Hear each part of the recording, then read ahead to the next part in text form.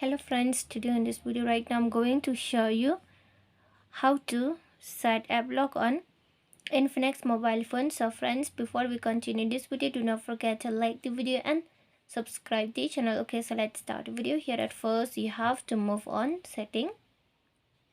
After you have been moved on setting, just search here, click on the search option and search for the AppLock. Okay, so AppLock and click on this option. Just search for it. Here AppLock has came. Just select for the AppLock. Then here's the AppLock. Click on it. When you move on it, just confirm the password.